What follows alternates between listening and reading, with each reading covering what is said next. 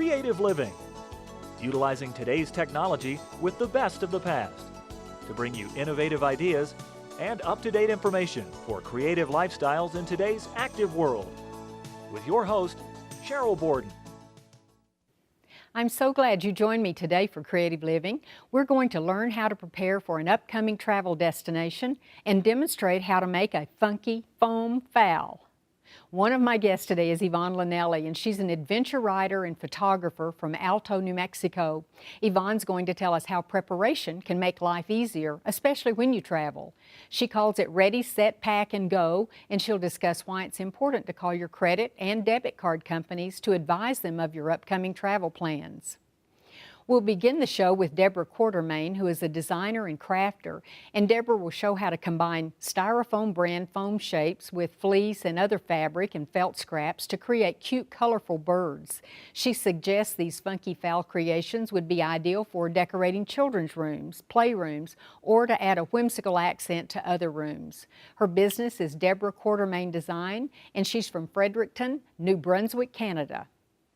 Deborah, thank you so much for being here today. We were talking earlier, and I think we both agree that we like those crafts that are fast and inexpensive to do, easy to do, maybe ones that for kids all the way up to their grandparents could work on together. And you certainly have a sample of that today. Yes, I do, and thank you, Sheryl, for having me. Yes, this is such a fun project, and we're using fleece, which is readily available in so many colors, and you can get it at most fabric and craft stores, and it's relatively inexpensive. And then we're using as the base, which you can see this is a ball, Make It Fun styrofoam brand. It has all kinds of fun shapes. You can do cubes, you can do trees, you can do balls, and the eggs, you can do all kinds of shapes, and then you can create all kinds of fun characters. This and is so, like the parent, and this is like yes, the baby. Yes, and birds are popular, so I thought I'd bring some fun birds for you to see and how you this can is create cute. the little, yes, the little rooster. And Okay. he has a slight dent, but that's from flying. He ran into something. He ran so, into yeah. something. Okay, and as you mentioned, the Yes. fleece now comes in so many pretty colors, And it bright has colors. a stretch, and it also sticks to the foam, which is perfect. So what I've done here in black to show you is I also use very simple pattern shapes.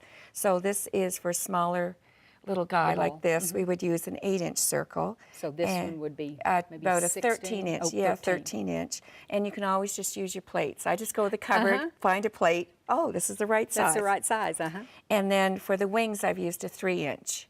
And you just cut them in half, and that creates a cute little wing and fold it over. So that's how you start. And then from some felt scraps, I have the little beak, which I've cut out double.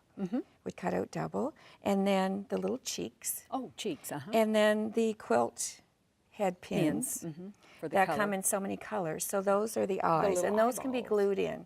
Now, if you were doing them with really young children, say for a birthday party, you could use the wiggly eyes, and wherever they place the eyes will give the characters such a fun technique. That's a good idea. And the thing is, you're kind of doing what looks like a sewing project with basically, you know, very little sewing and just a little hand sewing. So your stuffing basically is already done because you're using the styrofoam shapes. And that's what makes it wonderful, because you can get this little sewn character. It's what it looks like, but it's very little sewing involved.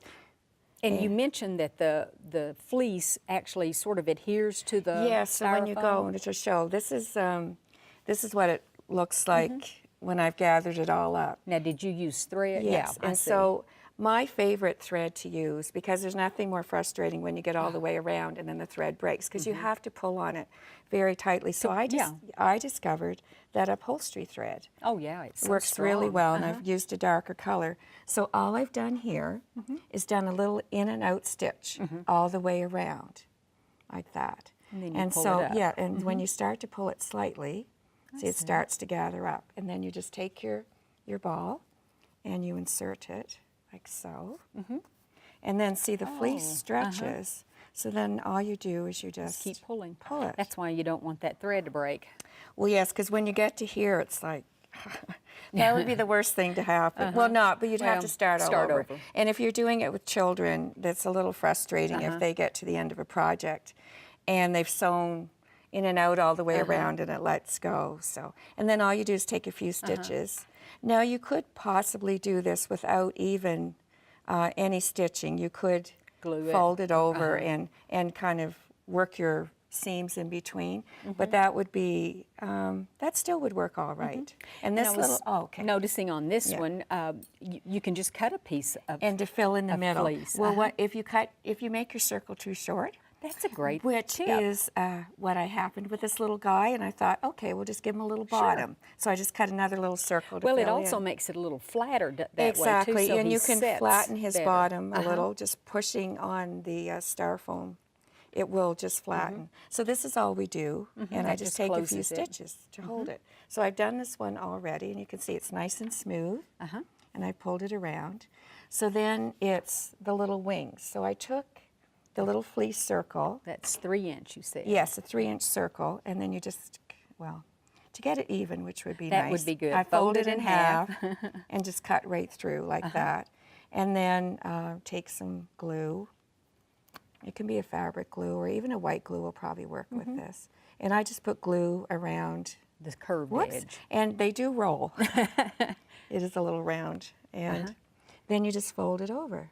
Oh, that's like you did for this baby one. Exactly, just like that. And then all of a sudden you have this cute little wing. And how do you attach it? And you just put the glue. I Oh, press it's the glue. glued on. Yeah, and you could sew it on, but it's really easy to put the glue on. Yeah, so Oh, you yeah, just you don't glue even it see on. it. What I usually do is to let, if it's, if let you're it working dry. with younger children, you could use hot glue, but if you're using like a fabric glue, what I would do is then put the little glue and then just hold it. And actually, sometimes I pin on all of the little Pieces. features, and then I kind of decide, well, how is he going to look? Make sure they're level Yeah, or whatever. well, and you know, and sometimes the kids will want to do this, and then of course it would look like ears and not look like wings. So that's not. But if they are making them, I mean, however they put the features, yeah, who so- cares? exactly, they'll have Okay. such fun with it. So already you see, well, he's a cute little. He's starting to take his shape. And then I've cut out the feet, and I glue 2 together. Now, if you want to, on the larger one, I did black outline stitching, but that's not necessary. And you could do it by hand as well. Oh, you could use a marker, a Yeah. Sharpie or something. Yeah, and they're just glued on like so. So all of a sudden, he's really starting to look like a cute little, he's going to be a little brother to this one, or a little sister, if you add the bow to Whichever. the hair.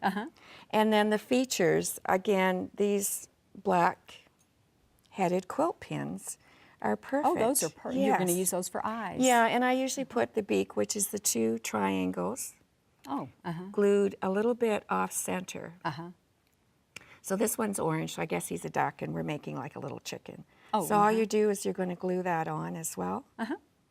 Now these could almost be like a Mr. Potato Head, because They the kids could. could actually, the features will kind of stick, so they could change them out.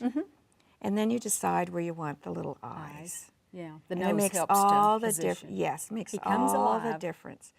Now, I usually put some glue on the end, and if it's To hold younger them in. children, use the wiggly eyes. And so you kind of do that, but he looks a little odd. You should always kind of insert the eyes just a little, like that. Yeah, And then Much better. all he needs is his cute little cheeks and a bow. his cute little cheeks. And all it of is nice that you can put those on there and see if you've got it right before you Yeah. make a mistake or Right. or decide maybe you do Right. like it like and that. even though you're doing the same project, if you have different colored fleece, felt accents, and the children, especially doing with kids, can decide where to put all the features, and then they get to make, each one will look entirely different. And when I teach it, then we line them all up together, and we always take pictures of all the little characters together, and you can see how each one is entirely different. And even each one you make yourself will come They'll out always be different. different. That's And what's nice about how- making That's how them. simple it is. And with this chicken, it's just the squares, and you can use this as a template. It's a 4-inch cube. Oh. And if you lay it down, you can cut a 12-inch or 16-inch piece and go all the way around, and then just fill in the sides. I see. And roll up his little legs out of just a roll of felt. And the wings glue again, things 3-inch together. circle in half, and I just add little fabric scraps. And his wings cute. can move.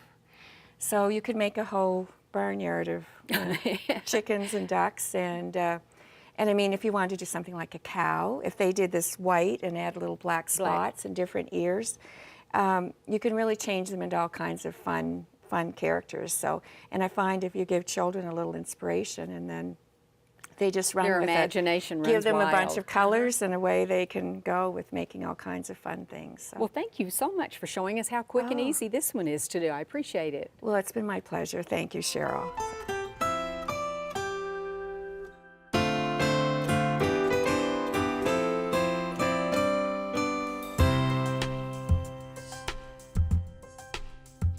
Yvonne, I don't get the opportunity to travel a lot like you do. You're a world traveler, but I was so excited to have the opportunity just to talk to you. And I know a lot of people watching will know some of the things you're going to tell us, but just like when I read some of the information you sent, I thought, I've never thought of that. So I know we're going to talk about traveling, world traveling. So maybe let's just first talk about, I've known you for so many years, but this was sort of something new in your life.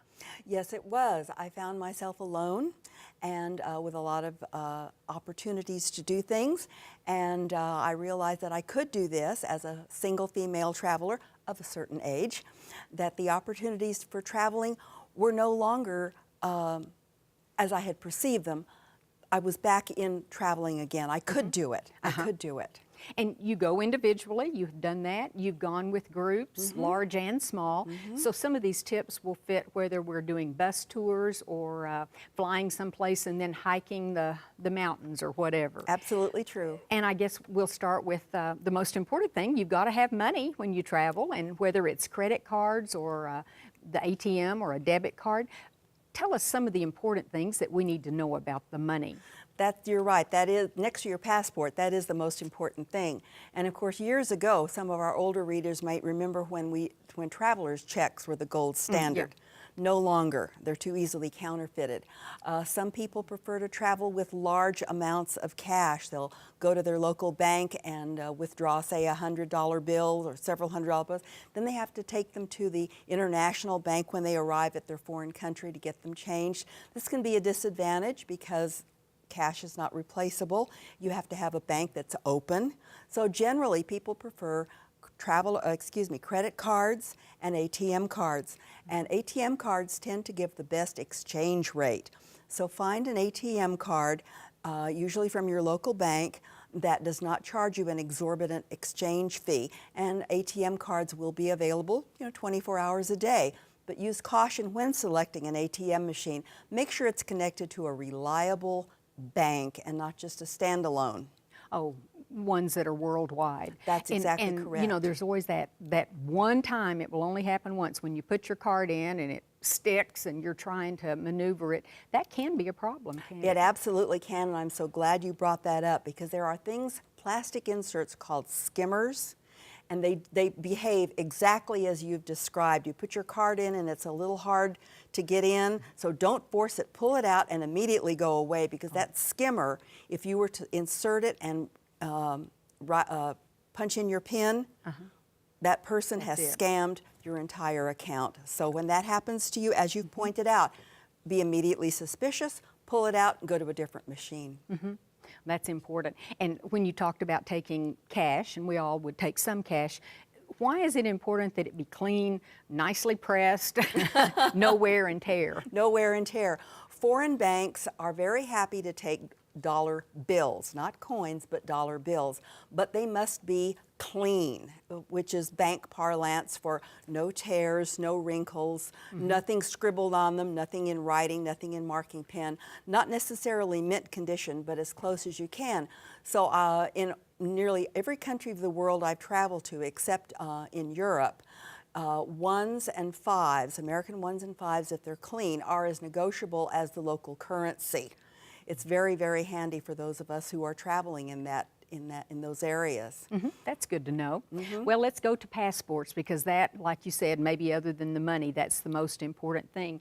And we've all put them in our purse, maybe back pocket or whatever. So what have you learned through the years that's the best way to carry your passport and keep it safe? The best way to carry a passport is close to your body. And that's why you have these little bags. A couple of neck wallets that I use.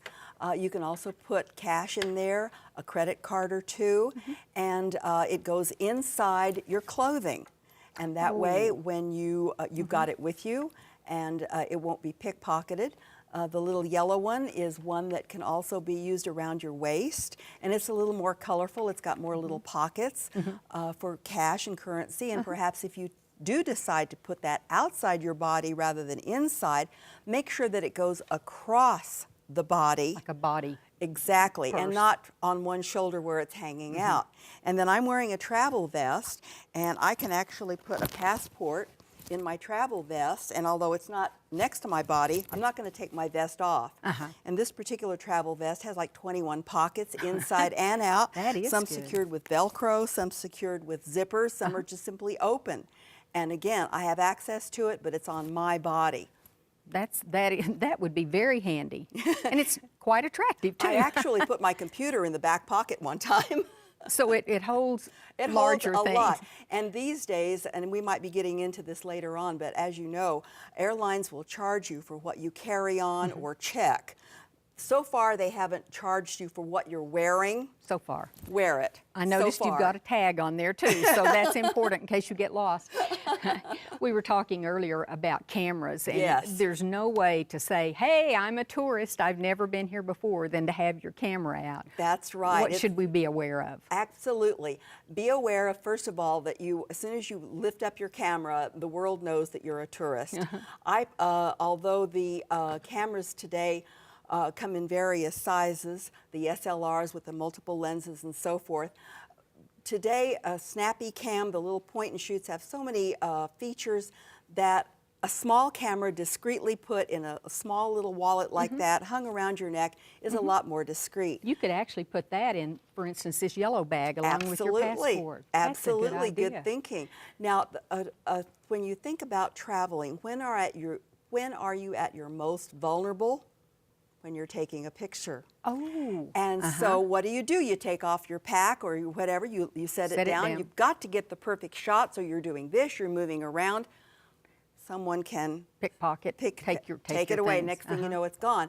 So do one of two things. Either leave it on your body, or if you must set it down between your feet.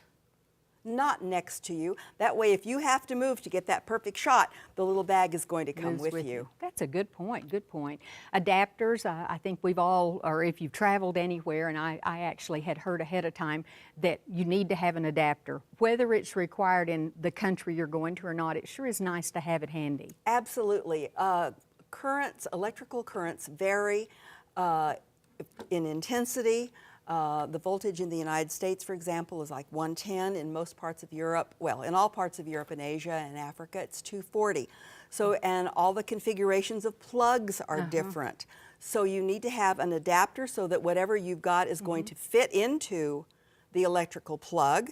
And one that you're pointing out right now is a universal adapter. You set the little dial to whatever country or continent you're on, and the little thingies pop out of it. Also, because the voltage is different, you must have a converter in certain circumstances. If the converter changes the 240 to your 110 so that your precious computer or camera charger or phone charger doesn't get fried. Or curling iron. Or curling iron or hair Been there, dryer. done that. Absolutely. Now, what is good about today's manufacturers is that many appliances, such as curling irons, portable hair dryers, chargers, computers, chargers, come dual voltage. And it will say either on the package or on the product itself. So if you are traveling, and you're needing to buy a certain appliance or electronic, look for dual voltage. That way you will not have to carry a converter, but you will have, of course, to have the adapters in much smaller package. Oh, it is, takes up less room. Well, packing, of course, is so important, and I happen to be one of those anal people. If I ever know I'm going on a trip, I like to start my list. Maybe it's because at the last minute I'll forget something important. But maybe let's talk about specific suitcases, how we should pack. What should we know? First of all, know that with TSA, one cannot carry on certain items. One has to put them in one's checked baggage. So if you have a lot of liquids that will not fit in your quart size Ziploc bag, or if you have a container that's larger than 3 ounces or 100 milliliters, it will have to be checked. But as you know, airlines are now charging a great deal for a checked bag. So if you want to cram everything into your carry-on, then make sure that it is TSA compliant. And the little Sometimes you need to actually measure and you have to weigh. measure, because so many airlines now are very specific about what size your luggage needs to be, both checked and carry-on. And also, let's talk a little bit about carry-on, because if we're going to have to pay, we want something that we can actually put a lot of things in and make use of it. Now, luggage manufacturers have everything on the planet. My carry-on of choice is a backpack, because again, I'm a single traveler. I need to have both hands. So when I put this on, then I have both my hands free. And it has multiple pockets. I can put my little mini computer, my backpack, I can put a sandwich in here. Everything that's important to me that I would need for if my luggage were lost would go in here. But as a matter of security, notice how handy some of the pockets are, such as this one. Never put a wallet or something valuable in an easily accessible pocket, because it may be easily accessible to you, somebody else too. But the pickpocket will think of the same thing. Put it inside. Or next to your body. Yes, ma'am. And I noticed you said, and I had heard this before too, that you want to take pictures of various things, including your passport, and carry that with you. Absolutely. Thanks to digital photography now, definitely take pictures. As soon as you have your suitcase packed and your carry-on packed, take a picture of it, especially the checked bag. Because if that gets lost and you have to go down to the airline's baggage counter, they're going to say, what does it look like? Well, it's red and it's about this big. But if you whip out your camera, your cell phone camera particularly, or your Snappy Cam, and say, it looks like this. Oh, yes, of course. Then it makes it a lot easier. And then the other thing that you mentioned, which is extremely important for international travel, or perhaps for all travel, is to make a copy of the first 2 pages of your passport and the fronts of all of your credit cards and perhaps your driver's license and anything else that's important to you, but not the back of your credit card, because that has your security code and has a copy of your signature. That's right. Take those copies and then handwrite the telephone numbers for lost or stolen, because if your credit cards are lost or stolen, that's where your phone number is. Oh, of course. Yes. And make several copies and put them in different places. Because again, if one piece of luggage is lost, then you've got other things where you've got other references, such as your passport picture. And in regards to passports as well, carry extra passport pictures. Because again, God forbid you lose your passport, you'll need to have pictures to get a new one. So take the pictures with you, and that way you'll have everything ready should the unfortunate inevitable happen. That's a good idea. And also with money, you suggest not keeping it all in one spot. Exactly. Separate it exactly. to credit Separate cards. your money. When I travel, I will typically travel with 2 neck wallets. I'll have money and credit cards in each one. I will have money in a zippered pocket or a Velcro pocket inside my vest, and I may have another little envelope with some money and another credit card buried in the very bottom of my backpack underneath the peanut butter sandwich. Great ideas. You've just about covered everything. And I think we could close by saying, and don't post on social media while you're gone. Critical. People want to brag about that cruise they're taking to the Caribbean next week. No. That tells everybody on the planet, hey, I'm not home. Come and rob me. Wait until you come home to brag. Well, thank you so much for pointing out so many interesting tips for us. Very helpful, too. Thanks, Yvonne. My pleasure. I hope you enjoyed the show today. Next time on Creative Living, we'll begin a new series of shows featuring lots of interesting guests who are experts in different areas. I also want to remind you to sign up for our free Creative Living newsletter that comes out the first part of each month. Just go to our website at kenw.org and type in your email address. I especially want to thank you for letting us be a part of your television viewing these last few months, and remember to let your local public television station know that you appreciate them carrying Creative Living. And just a quick reminder that you can get the instructions, patterns, and recipes for most of the guests who have been on this series by going to our website and clicking on the booklet section. You can then download the entire 6900 series booklet or just the sections you're most interested in. And finally, if you ever have comments or suggestions or ideas for shows, you can email me at sheryl.borden@enmu.edu. I'd also like to ask you to become a fan of Creative Living on Facebook. Just go to facebook.com and in the search window, type in Creative Living with Sheryl Borden. I hope you'll plan to join me next time for Creative Living. We are very pleased to offer you a new booklet that accompanies this series of Creative Living. This booklet is titled the 6900 series, and it features a wonderful collection of ideas and information, and it's available free of charge on our website. Posted as a PDF file, you can simply download the entire booklet or just the segments you're most interested in. For your copy of this new booklet, go to our website at KENW.org and then click on Creative Living. Scroll down to the booklet section and you can click on this booklet or on any of the other booklets that we have available online. We also would like to invite you to sign up for our free e-newsletter. Just go to KENW.org and click on the Sign Up Now button. Thank you.